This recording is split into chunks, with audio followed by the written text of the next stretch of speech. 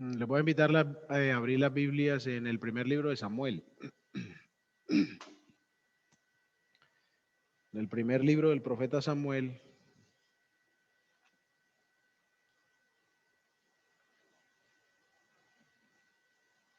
en el capítulo 2.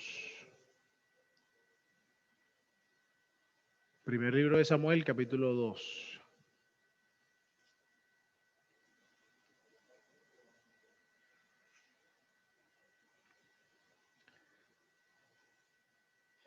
Leemos desde el verso 1. Dice, y Ana oró y dijo, mi corazón se regocija en Jehová, mi poder se exalta en Jehová, mi boca se ensanchó sobre mis enemigos, por cuanto me alegré en tu salvación. No hay santo como Jehová, porque no hay ninguno fuera de ti, y no hay refugio como el Dios nuestro. No multipliquéis palabras de grandeza y altanería. Cesen las palabras arrogantes de vuestra boca, porque el Dios de todo saber es Jehová, y a él toca pesar las acciones. Los arcos de los fuertes fueron quebrados, y los débiles se ciñeron de poder. Los saciados se alquilaron por pan, y los hambrientos dejaron de tener hambre. Hasta la estéril ha dado a luz a 7, y la que tenía muchos hijos languidece. Jehová mata y él da vida. Él hace descender al Seol y hace subir. Jehová empobrece y él enriquece, abate y enaltece. Él levanta del polvo al pobre y del muladar exalta al menesteroso para hacerle sentarse con príncipes y heredar un sitio de honor. Porque de Jehová son las columnas de la tierra y él afirmó sobre ellas el mundo.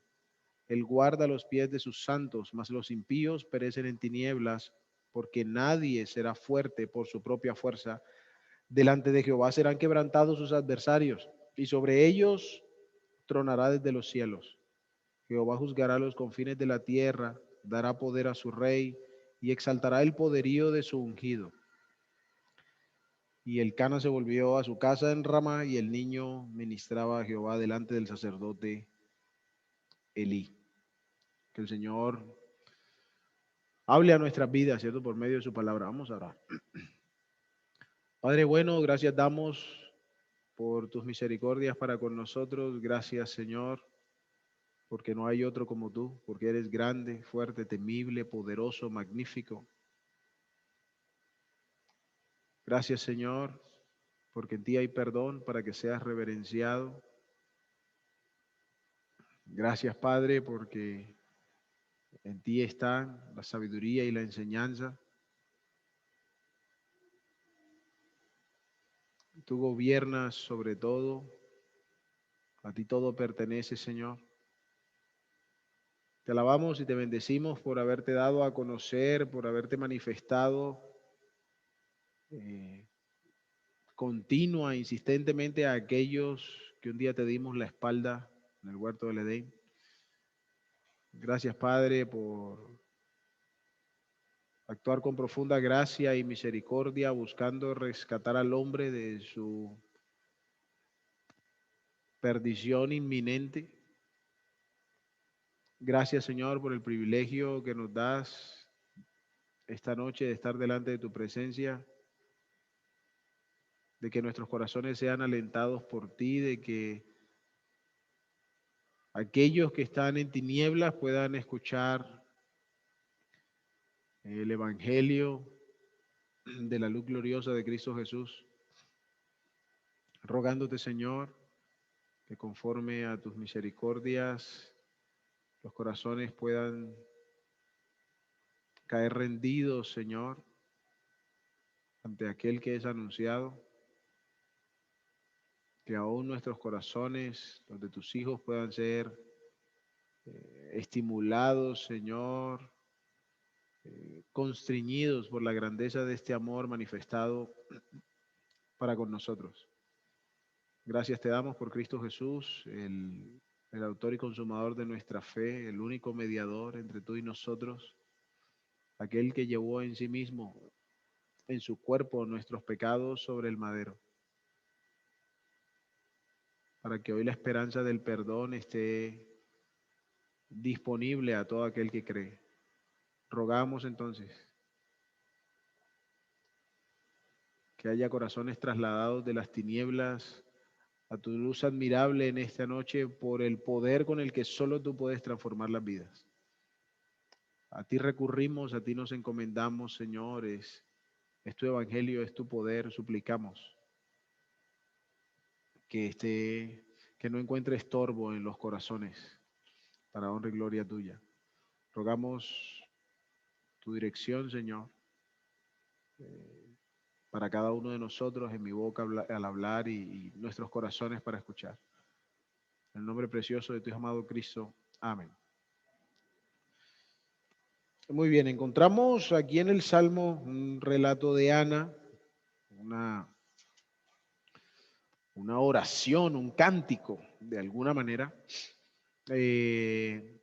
Para entender un poco mejor, Ana era esposa de quien se menciona en el último versículo que leímos, el Cana, quien tenía 2 mujeres. Ella era estéril, y por causa de su esterilidad, la otra mujer de su marido la oprimía, se burlaba de ella, porque bueno, la otra sí tenía hijos, esta era estéril, entonces digamos, enfatizaba su vergüenza en aquellos días, en aquella cultura. Para una mujer ser estéril era de las peores cosas que les podía suceder. Parte del entendimiento que tenían, de la bendición, del provecho en el que ellas podían obrar en el hogar, era trayendo descendencia a la familia. Entonces el ser estéril era una condición hasta vergonzosa. Y esta otra mujer, Penina, entonces se burlaba de Ana. En medio de esta historia, un día fueron al templo a presentar ofrendas al Señor y Ana, con amargura de su corazón, oró al Señor para que el Señor le concediera un hijo que, si el Señor así lo quería, ella se lo dedicaría a él nuevamente. Y esta oración es entonces el resultado de la respuesta del Señor a ella. Ana tuvo un hijo. Se quedó con él hasta que el niño fue destetado y luego fue al templo para presentarlo y dejarlo allí, para que viviera de ahí en adelante en la presencia del Señor sirviendo en el templo. Y esta oración es un cántico de gozo, ¿cierto? Un cántico que tributa una experiencia de la obra de Dios en su vida. Y menciona Ana entonces en su oración una serie de detalles en los que quisiera que pensáramos un poco en esta noche. No los vamos a ver todos. Pero dice, por ejemplo, versículo 1, mi corazón se regocija en el Señor, mi fortaleza o mi poder en el Señor se exalta. Mi boca sin temor habla contra mis enemigos, por cuanto me regocijo en tu salvación. Toda esa experiencia de Ana frente a Dios, al trato de Dios, en la presencia de Dios, y ver la respuesta favorable hace que ella se regocije. Pero miren que el énfasis no está tanto en cómo se siente ella al respecto, sino cuál es la fuente de su gozo. De dónde proviene toda la satisfacción que ahora disfruta en el Señor, en tu salvación. Es importante notar cómo, aunque Ana era una mujer devota, venía con su marido, ofrecían ofrendas, aunque Ana aparentemente era una mujer de buen testimonio en cuanto a su hogar y en cuanto a su persona. Miren que ahora refleja una cosa, digamos, sobredimensionada, refleja una experiencia muy superior a lo que había estado viviendo o en lo que había estado desarrollándose, y ahora el Señor aparece como el centro pleno de todo su regocijo. En el versículo 2 entonces hace una declaración de lo que es el fundamento de su oración, porque en últimas todo lo que Ana expresa tiene que ver con Dios y con su manera de actuar con el hombre. no solo con ella, sino con el hombre en general. Esta oración es un tributo a la persona de Dios y a lo que Él hace en medio de los hombres. En el versículo 2 entonces dice, no hay santo como el Señor. En verdad no hay otro fuera de ti, no hay roca, ahí la palabra refugio es roca, no hay roca como nuestro Dios. Se repite 3 veces, no hay, no hay, no hay. Está estableciendo Ana en su oración una faceta única. Está dándole al Señor un carácter singular. No hay otro como Él en su categoría. No es posible encasillarlo dentro de un grupo. Él está digamos, en su clasificación, Él está solo allí. No hay nadie con Él. Cuando nosotros pensamos, hablamos un poco ayer con los jóvenes, si digamos nosotros pensamos en quién sería el mejor jugador de fútbol de todos los tiempos, habrían 4 o 5 nombres de pronto, ¿cierto? Pero no más que eso, pero no habría uno solo, sería una discusión bastante subjetiva. Y así en muchas áreas, ¿quién fue el tipo más inteligente del mundo? Bueno, hay un grupito de gente que ha mostrado ser muy inteligente en el tiempo, ¿cierto? Pero no, en ninguna área de la experiencia humana encontraríamos una persona absolutamente singular. Una persona por completo distinta en todas sus facetas a todos los demás seres humanos. Siempre habrá algo que lo vincule con su raza. Mientras que aquí Ana está estableciendo al Señor como absoluto en su categoría. No hay otro. No hay ni siquiera uno parecido, no hay otro que, bueno, está ahí cerquita. Dice, no hay otro. Pero ¿cómo lo describe? Santo. No hay santo como el Señor. Y esta palabra, aunque sencilla, digamos, es un vocablo, una expresión que la Escritura se utiliza como descriptivo del carácter divino, asociado para identificar de manera general, completa, íntegra a Dios. Es decir, nosotros podríamos distinguir a alguien por alguna habilidad y decimos, no, él es un buen pintor.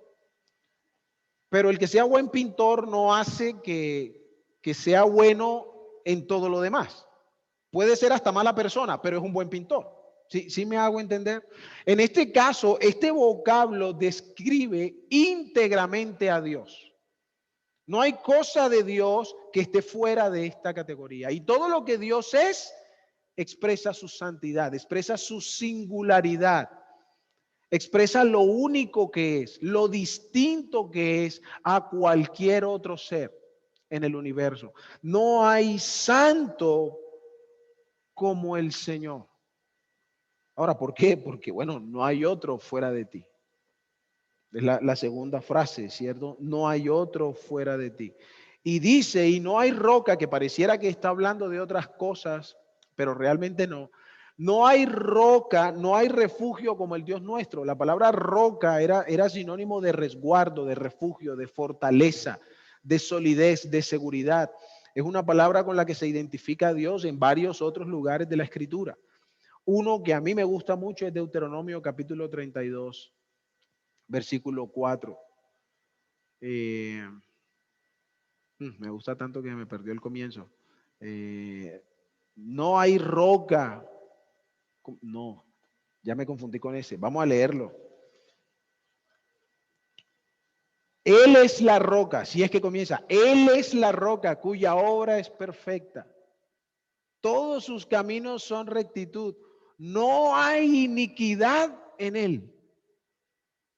Ahora, cuando habla de esto, sigue estableciendo o sigue remarcando el carácter singular de Dios. No hay otro como Él.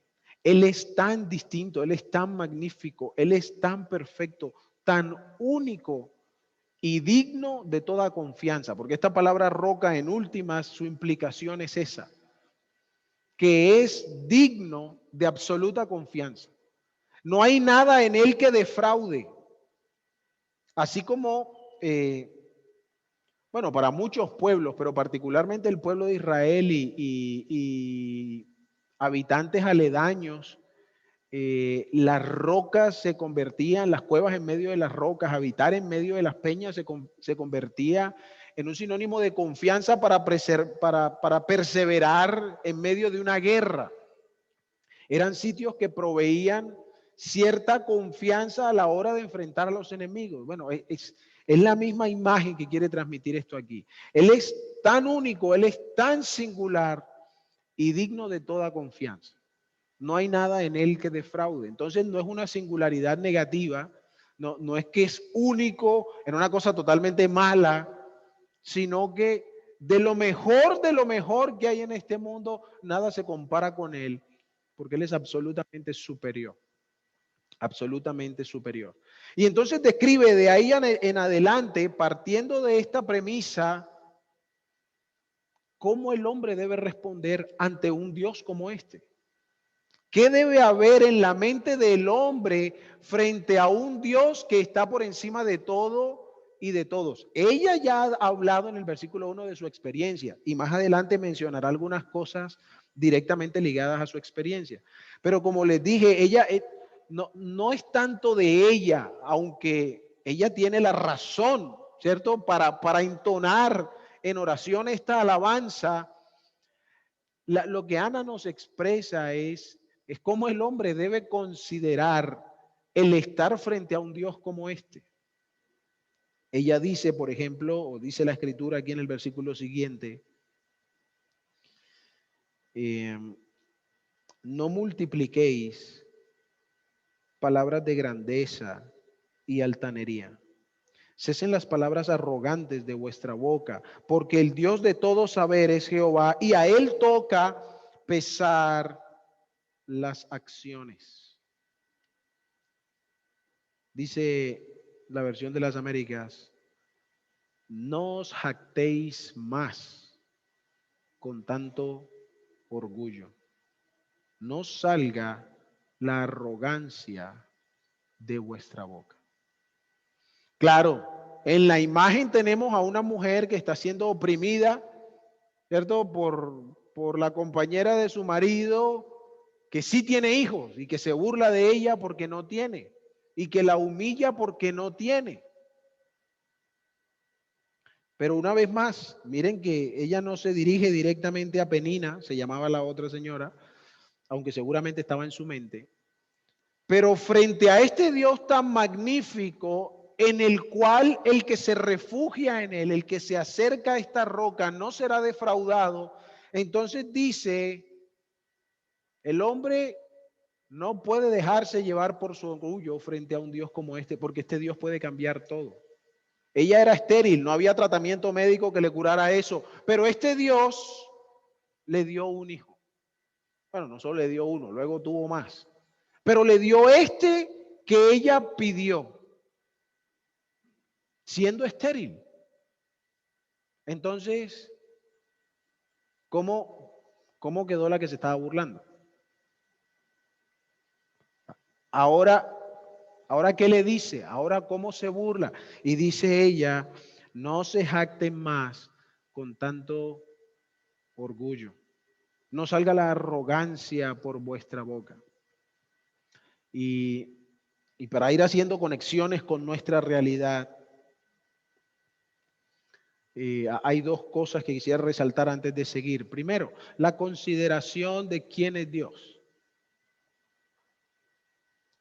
Porque se habla de Dios, el hombre tiene en su boca a Dios con mucha frecuencia, pero en últimas lamentablemente no considera la grandeza de su carácter.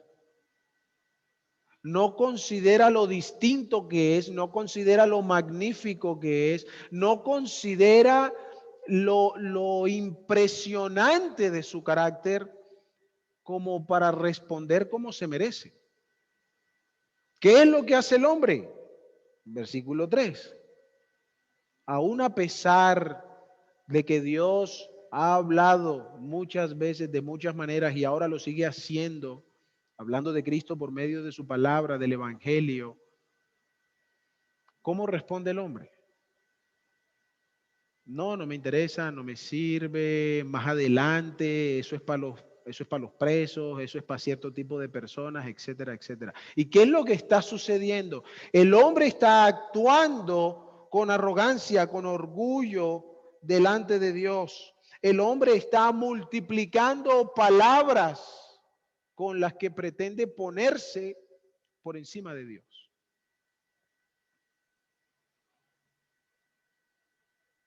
El clamor en esta oración es: no lo hagan. Porque el Señor es Dios de sabiduría. El Dios de todo saber es Jehová. Él conoce todas las cosas, absolutamente todas las cosas. No importa qué tan profundo están escondidas, creemos nosotros en nuestro corazón, Él las conoce absolutamente todas. Entonces, la implicación de esto es: ¿qué recibirías según lo que el Señor sabe que hay en tu corazón? ¿Te refugiarías su justicia o sufrirías su juicio? Que es lo que sigue diciendo, ya vamos a llegar ahí. Pero según lo que el Señor ve allí, ¿qué te daría el Señor? ¿Cómo trataría el Señor contigo? ¿Serías avergonzado por causa de tu orgullo o te regocijarías en su salvación?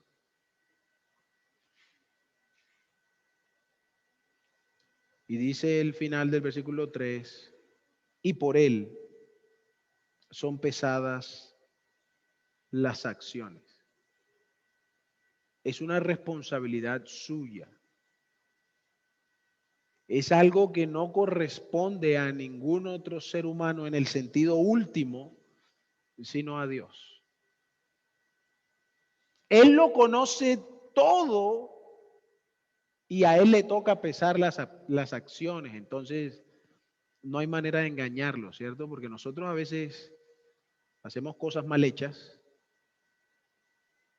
y le atribuimos una buena intención, como para que no me regañen tan duro por lo que hice, ¿cierto?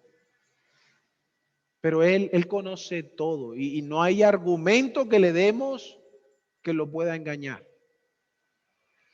Pero sigue diciendo, Ana ahora coloca varios ejemplos, versículos 4 y 5. Los arcos de los fuertes son quebrados. Los débiles se ciñeron de poder. Hay que entender que esto no es fortuito. A la luz de lo que ella está diciendo, el énfasis es: Dios quebranta el arco de los fuertes, Dios ciñe de poder a los débiles. Entonces, aquellos que a nuestros ojos creemos que van a terminar perdiendo, son ceñidos de poder. ¿Por qué? Porque se refugian en este que como él no hay otro. Mientras que los fuertes, por su soberbia, terminan siendo quebrantados. Sí, sí seguimos la idea, ¿cierto? Sigue diciendo: los saciados, los que no tenían necesidad de nada o que creían que no tenían necesidad de nada, se alquilan por pan. Tremendo contraste, ¿cierto? Es decir, son llevados a tanta necesidad que les toca venderse por un pedazo de pan. Mientras que los hambrientos dejaron de tener hambre. Hasta la estéril, y aquí está Ana hablando de la obra de Dios en sí misma, hasta la estéril ha dado a luz a 7. 7 se consideraba un número, o se considera un número que habla de plenitud, de algo que está completo. Es decir, bueno, de hecho la escritura nos dice que ella tuvo 6 hijos, no 7. Entonces no está hablando de que toda estéril tiene 7 hijos, sino está hablando de la plenitud de la bendición de haber sido librado de su esterilidad. De cómo Dios hace una obra tan perfecta, tan completa, dándole hijos a la que no tiene esperanza de tener hijos. Recuerden que Sara, ¿cuántos tuvo? La esposa de Abraham. Tuvo 1. Y ese era el que era, ¿cierto? En el plan de Dios, pues. Y la que tenía muchos hijos, languidece. Entonces, versículo 6, por si de pronto nos hemos perdido en el camino, pone el énfasis que está detrás de estos ejemplos. Jehová mata y él da vida. Él hace descender al Seol y hace subir. Jehová empobrece y enriquece. Él abate y enaltece. Él levanta del polvo al pobre y del muladar exalta al menesteroso para que se siente con gente importante y para que herede un sitio de honor. Ahora, algunos han tomado estos versículos de una manera fatalista, ¿no? Si la gente se muere porque Dios los mata y Él no quiere a la gente. Pero el énfasis no está en el acto mismo de que alguien pierda la vida por voluntad explícita de Dios. El énfasis está en el poder que reside en este que es santo, que el que confía en la vida porque la tiene, Dios se la puede quitar. Y aún el que está a las puertas de la muerte puede recibir vida de parte de Dios. Lo que quiere describir es el poder transformador de Dios, que si necesita hacer descender al Seol, Él lo hace. Pero si Él necesitara sacar a alguien de allá, lo hace. Seol, muy probablemente aquí se refiere a la tumba. Aunque también habla del lugar de los muertos espiritualmente hablando, es posible que aquí esté hablando del sitio físico donde van los muertos, de la tumba. Y tenemos el ejemplo de Lázaro, ¿cierto? Se mencionó esta mañana, creo. Lázaro, ven fuera. Cuando no hay esperanza a ojo del hombre, este Dios de la muerte puede traer vida. Eso es lo que quiere enfatizar. Pero aquellos también que se creen muy vivos y que su poder está en su mano, experimentarán una muerte terrible si no se arrepienten.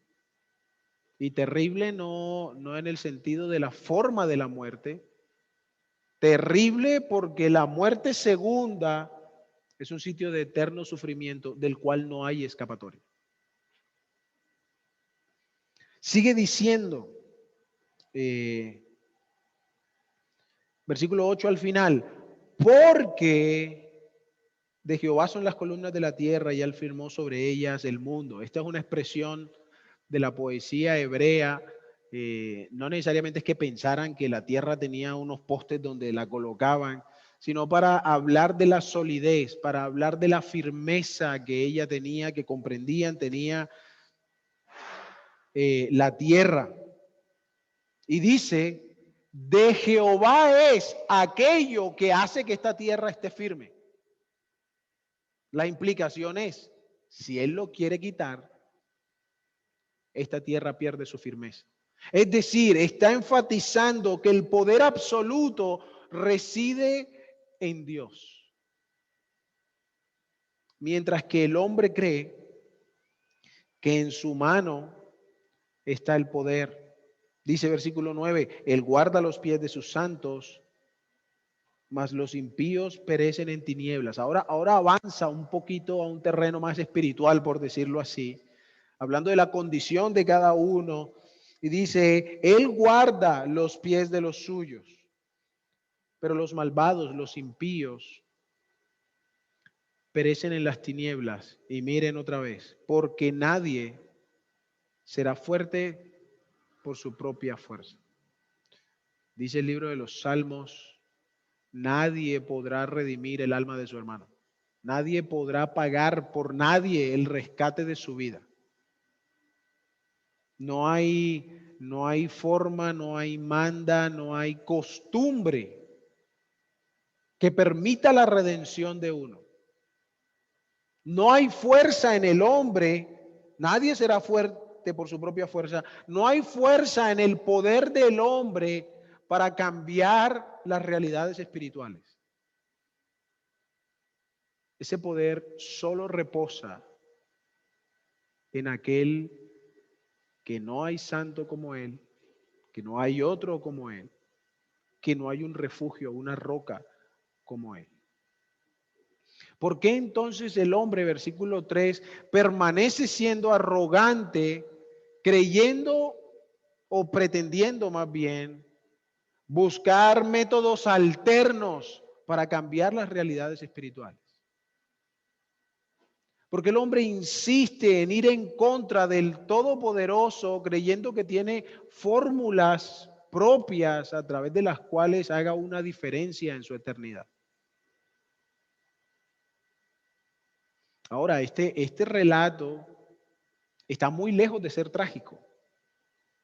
Seguramente un impío estaría preocupado por lo que dice, pero el versículo 1, recuerden lo que dijo Ana: mi corazón se regocija, mi poder, mi fortaleza en el Señor se exalta, mi boca habla sin temor sobre mis enemigos. ¿Por qué? Porque me regocijo en tu salvación. La primera cosa que la experiencia con un Dios santo quiere hacer es traer bien sobre el hombre. Es mostrarle al hombre su salvación. Es que el hombre se regocije en el poder que este Dios tiene, más que para destruir, para bendecir. Por cuanto me regocijo en tu salvación. Perdón. Versículo 10. Delante de Jehová serán quebrantados sus adversarios. Es decir, que todo hombre que no atiende la voz de Dios es enemigo de Dios.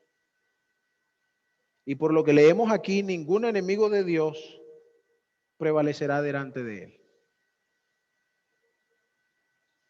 Y si leen el libro de Apocalipsis, se darán cuenta que no habrá quien prevalezca sobre el Hijo de Dios. Y sobre ellos tronará desde los cielos. Jehová juzgará los confines de la tierra y dará poder a su rey y exaltará el poderío de su ungido. Mientras Ana está regocijándose en la salvación del Señor, en el poder de este Dios para salvar, ella reconoce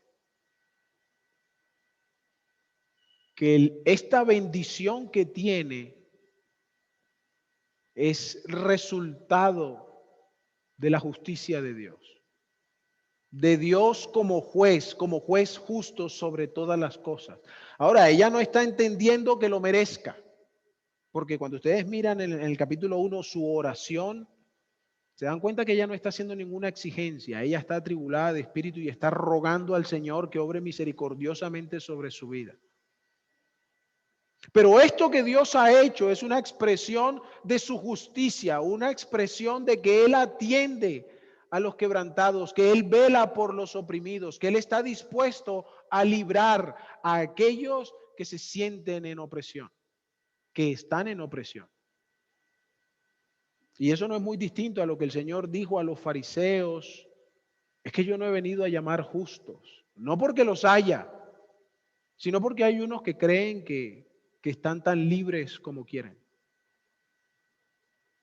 Difícilmente uno puede experimentar el poder salvador de alguien cuando yo creo que no tengo necesidad de eso.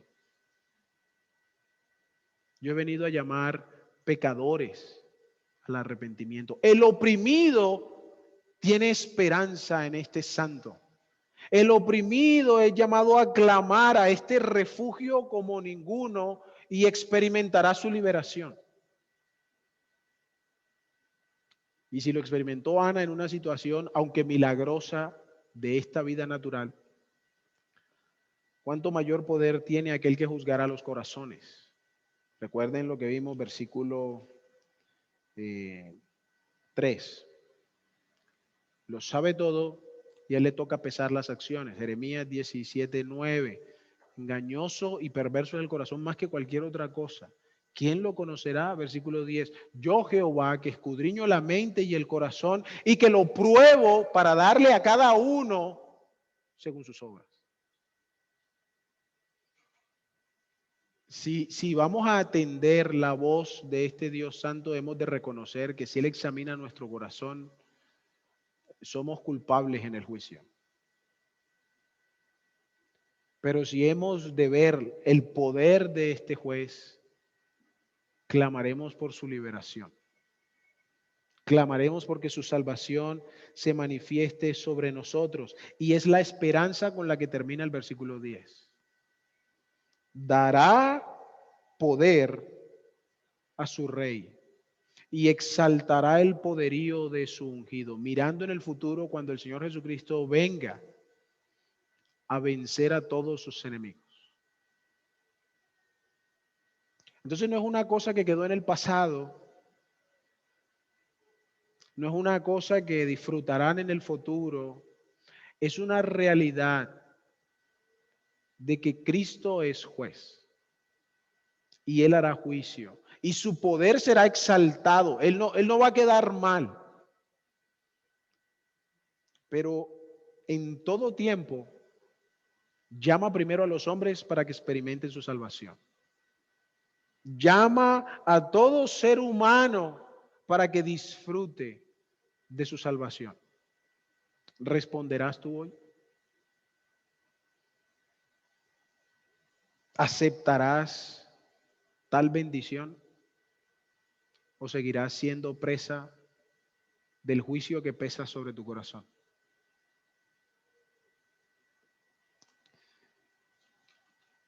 Vuelvo a leer versículo 1. Mi corazón se regocija en Jehová, mi poder se exalta en Jehová, mi boca se ensanchó sobre mis enemigos, por cuanto me alegré en tu salvación.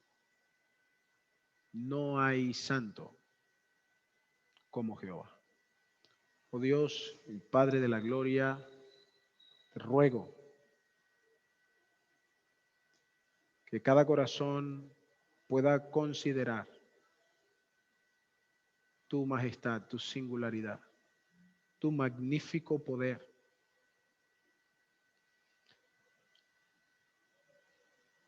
Pero que aquellos que estén oprimidos por el pecado, que comprendan que están oprimidos por el pecado, clamen por tu salvación. Padre, que no se multiplique en palabras de arrogancia, palabras de orgullo, frente a aquel que lo sabe todo y que juzgará los corazones. Que los corazones puedan salir del engaño en el que puedan estar creyendo que su brazo les ha de salvar, creyendo que ciertas costumbres, ciertos actos van a traer sobre ellos liberación eterna. Que no sean sorprendidos por tu juicio. Juicio que les condena, juicio que les hace culpables, que hace culpables a todos los hombres delante de ti. Sino que con un corazón arrepentido, con un corazón necesitado, como el de Ana, como nosotros tiempo atrás, puedan clamar a ti por tu liberación. Sea tu nombre engrandecido y glorificado y que almas, Señor, sean salvadas para gloria de tu nombre. Que haya muchos otros en esta noche que puedan regocijarse en tu salvación. Descansar en el poder tuyo. Y vivir una vida en la cual el poder tuyo ha traído completa bendición. A ti, Señor, te damos la gloria y la honra por medio de Cristo Jesús, a quien has puesto como juez, siendo primero mediador. Amén.